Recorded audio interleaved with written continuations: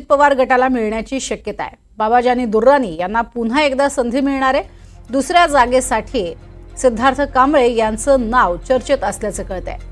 आताची महत्त्वाची बातमी समोर येते। विधान परिषदेच्या 2 जागा या अजित पवार गटाला मिळण्याची शक्यता आहे, ज्यात बाबाजानी दुर्राणी यांचं नाव हे एकदा पुन्हा समोर येते। त्यांना पुन्हा संधी मिळणार असं कळतंय।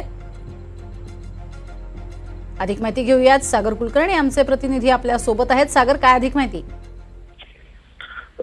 विधान परिषदेच्या रिक्त 11 जागांवर निवडणूक कार्यक्रम जाहीर झालाय। अशा परिस्थितीत राष्ट्रवादी काँग्रेसच्या वतीने आता त्यांच्याकडे जी आमदार संख्या आहे त्यांच्या जीवावर जवळपास 2 जागा या जिंकून येतील। 23 मतांचं प्राथमिक फेरी आहे, ज्याच्यामध्ये 23 मतं ज्याच्याकडे असतील त्या एक आमदार असेल। जर राष्ट्रवादी काँग्रेसच्या आमदारांची संख्या पाहिली तर त्यानुसार 2 आमदार जिंकणार आहेत।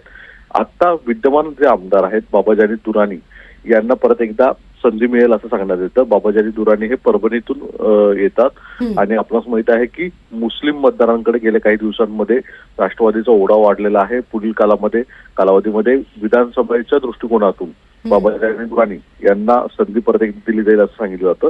दुसरीकडे सिद्धार्थ कांबळे जे आहेत ते दलित समुदायातून येतात, त्यांना देखील संधी दिली जाईल। मुस्लिम दलित असे कॉम्बिनेशन स्वरूपामध्ये राष्ट्रवादी चेहरे धू पाहतीये यांच्या नावांची सध्या चर्चा आहे।